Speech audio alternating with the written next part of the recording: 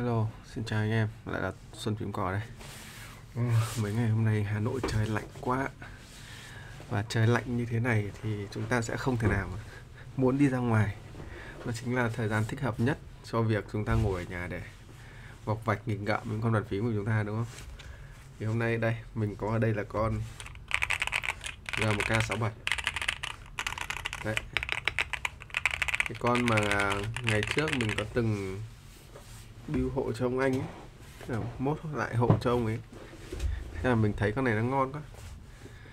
Cái đợt đấy mình đang dùng con Mon K3067 thì là thấy con này nó, cái frame của nó, Vaporon nó nghe ok, thế là build nó cũng cứng cáp chắc chắn, nên là cũng quyết tâm xúc một con về. Cái con của mình là mua hàng Pháp thôi, hàng của người ta dùng rồi, nhưng mà ngoại hình nó khá đẹp, màu nó chỉ hơi hơi gọi là hơi ốm một tí thôi, không nhiều, coi như gần như mới luôn. Mua con để dùng thì từ hồi dùng giờ thấy nó khá là ok. Trước thì mình dùng switch cho con này là con KTT Hyacinth của bọn Monka đó. Con này rồi. Rồi. Đấy, sau đó là chuyển sang con Black Plum của Sinmeng. Đấy, xong cuối cùng lại chuyển về một cái con mà có khá nhiều người chê, chính là con iPing của FL này. Mình người chơi thích cái tiếng kiểu nó đanh ấy, thế mình lại thấy con này tiếng khá là hợp, nên là mình với lấy về mình dùng. Mình mua lại của một bạn trên group. Con này chắc ít người bán. Con này bóc phím của con FL CMK75 thì phải. Đấy, tiếng này, tiếng nó đanh, mình thích cái tiếng như này. Con này nhá, được cái stem box này rất là chắc chắn luôn. Cái hiện tượng rung lắc của nó ít, mà cái top với cái bóp của nó khá là chặt nhá. Mình lắc cái này, lắc nó rất là chặt này, không bị dơ đâu. Lực ấn thì nó rơi khoảng tầm 40-45 gram, vừa phải. Âm kiểu clack khá ok.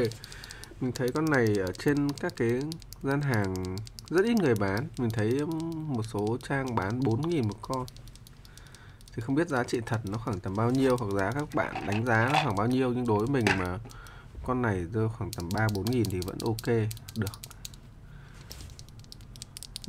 Ấn thấy nó khá là mượt. Tiếng kiểu clack này thì mình dự định là mình sẽ loop lại con này để mình dùng. Đây, âm nó khi build lên này. Đấy, thì bây giờ mình sẽ sao test qua âm stock của nó, và sau đó mình sẽ loop lại con này để xem tiếng nó sẽ thay đổi nhiều không so với việc loop với không loop nhé. Giờ mình sẽ âm stock của nó này.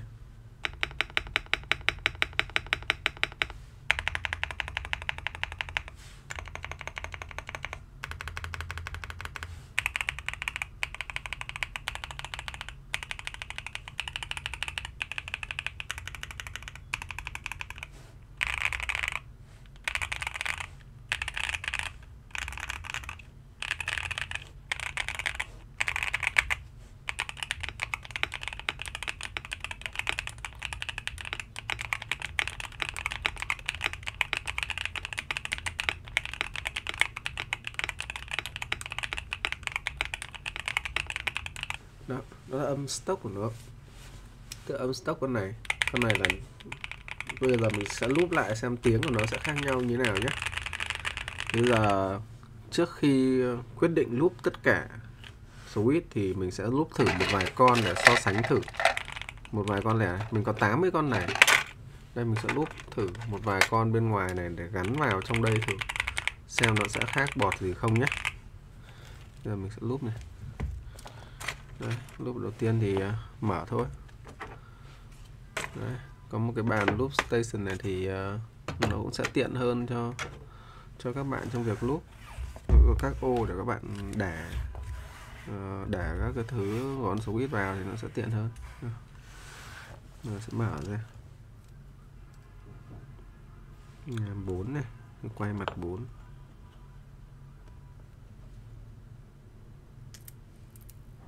Wow, Vỏ so con này rất là dài nha. Vỏ so dài. Con này đây thì con đầu tiên đã bị rơi stem. Stem của nó. Con này như đã có pre-loop rồi. Nhưng mà cái bạn trước bạn đi gõ nhiều thì nó cũng khô hết pre-loop rồi. Thì nó phải loop lại thôi.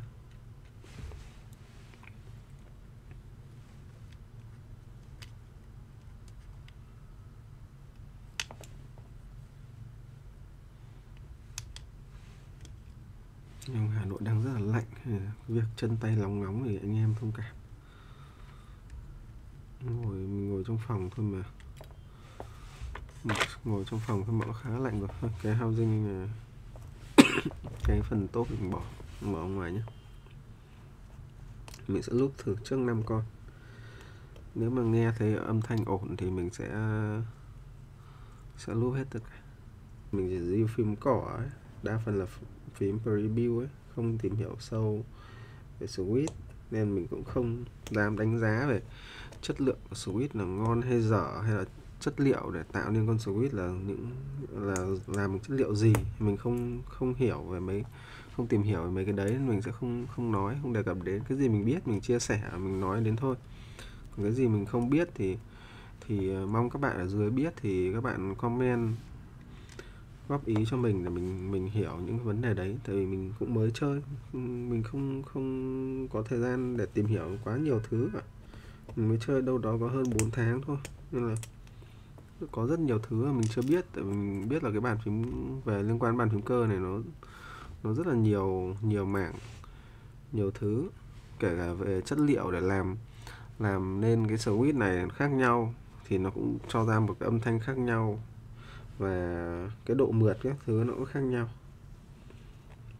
Nên là những cái đấy mình không biết thì mình sẽ không dám đánh giá, không dám nói đến. Thì bạn nào biết thì bạn có thể chia sẻ ở dưới cho mình, hoặc có thể các bạn biết hơn thì có kinh nghiệm hơn thì có thể cho mình add Facebook của mình, nhắn tin hỏi han thêm các bạn về những cái kinh nghiệm các bạn biết rồi. Anh em chia sẻ giao lưu với nhau rồi cùng nhau chơi cho nó vui vẻ. Đấy, bây giờ mình sẽ thử trước đối với 5 con switch nhé, để xem khi mình loop vào tiếng nó sẽ khác nhau nhiều không. Mình thường sẽ loop bằng cái 205 mic 105 này. Đấy, cái độ đặc nó vừa phải. Đấy. Ok. Vậy mình loop xong 5 con switch nhé. Đấy, thì gắn thử xem âm nó có khác nhiều không. Nếu mà khác thì sẽ loop cả. Bao giờ thì loop xong và ấn nó cũng sẽ mượt hơn. Và sau khi loop xong các bạn chịu khó lại burn in chút nhé.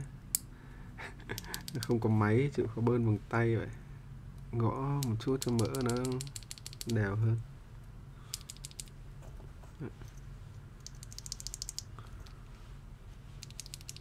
May không bị tịt con nào.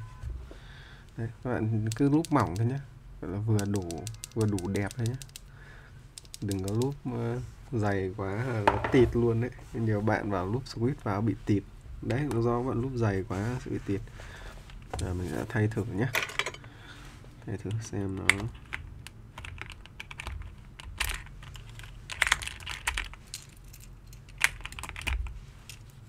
khác bọt gì không.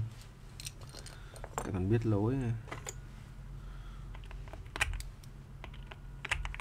Loop hết đống switch này cũng gãy lưng ấy. 4 con luôn vậy.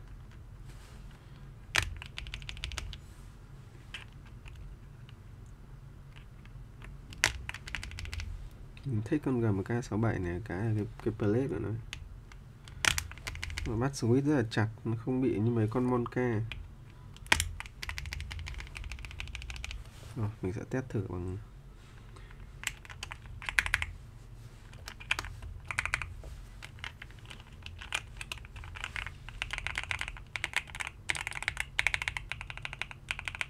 Wow. Chưa lúc thì âm nó hơi bị sạn và đanh hơn. Lúc vào nghe âm nó vẻ phê hơn đấy.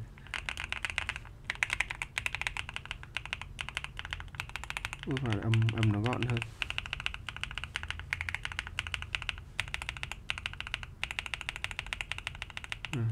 Ok đấy. Bây giờ có lẽ mình sẽ loop lại hết. Ok. Mình sẽ loop lại hết tất cả switch nhé. Đây, coi như loop 5 con rồi. Gắn luôn vào đây. Sau đó thì gỡ cái đống kia ra loop.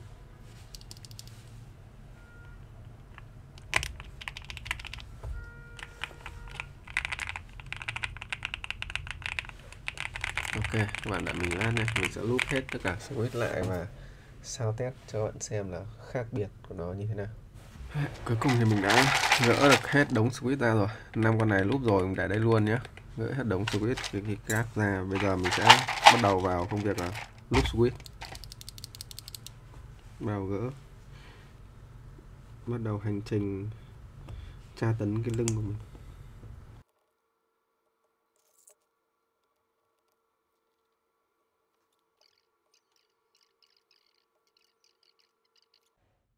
Cho nên bất kể là như thế nào, ngày hôm nay chúng ta không được giúp được. Sợ lại đây cứu cho bằng được tổng giám đốc Diệp. Nếu cứu được Diệp Trần, người của diễn đàn kinh dị sẽ đồng quy vu tận. Dương gian ra tay là điều không mong muốn, nhưng mà ít nhất hắn phải thắng. Chỉ cần hắn thắng, uy tín của tổng bộ sẽ giảm dần. Điều này sẽ khiến cho không ít tổ chức mất nhập lưu trí và tỉnh táo lại một chút.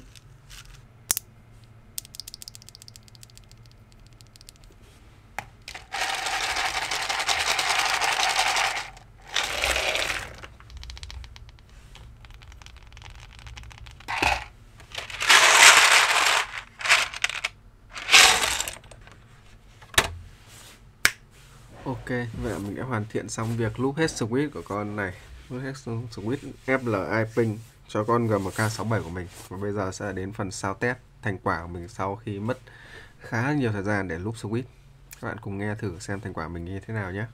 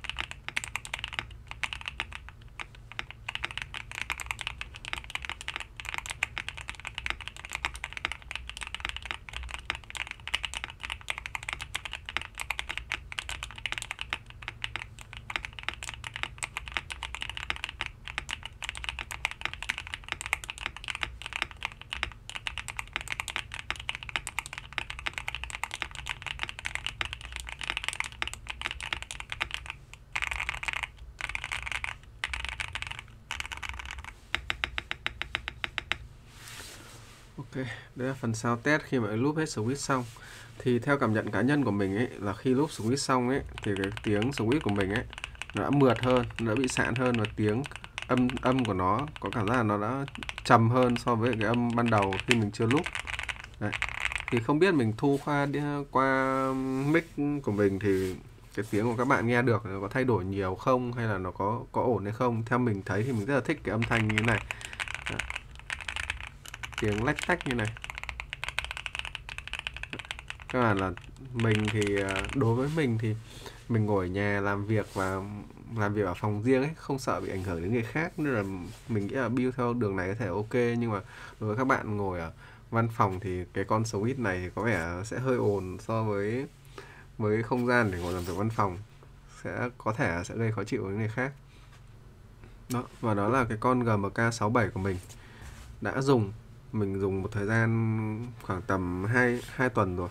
Từ khi lên cái video build hộ trông anh đến giờ là mình dùng con này cũng được khoảng tầm 2 tuần rồi và mình cảm thấy khá là ưng ý với nó. Nếu mà để mà recommend cho các bạn mua một con phím 65% ấy thì mình vẫn sẽ, mà giá rẻ thì mình vẫn sẽ recommend con Monka 3067 thôi, tại vì con đấy nó quá ngon, quá tốt rồi. Không có gì để mà chê trách được nó cả trong tầm giá đấy. Và nếu các bạn còn muốn tự đi cắt lại farm một cái bộ farm giống như con GMK67 này, mình nghĩ cũng hoàn toàn thể cắt được và cũng có thể ra được một cái âm giống như ở trên con GMK67 này được. Ví dụ các bạn đi cắt cái farm plate bằng Poron, rồi thì farm switch bằng Poron hoặc farm socket bằng Poron thì hoàn toàn có thể cắt được. Và hình như là ở bên Kenki ấy, bạn Khanh ấy, thì bạn ấy cũng có cắt, thì các bạn hoàn toàn có thể qua đấy cắt được. Thì chi phí của việc cắt farm nó, tổng 3 cái farm đấy chắc mình nghĩ nó rơi vào khoảng tầm 200.000. Thì so với việc mà mua một con Monka 3067 về sau đó đi cắt farm thì cái chi phí của nó cũng có lẽ cũng chưa bằng được với việc là mình build một con GMK67.